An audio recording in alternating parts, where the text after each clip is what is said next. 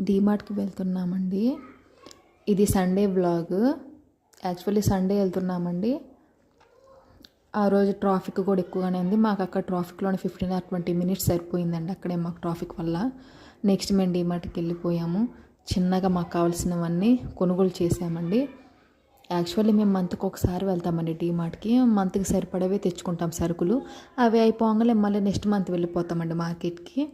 ఆ రోజు సండే కాబట్టి మార్కెట్లో కూడా ఎక్కువగానే ఉన్నారండి జనాలు. రష్ బాగానే ఉంది.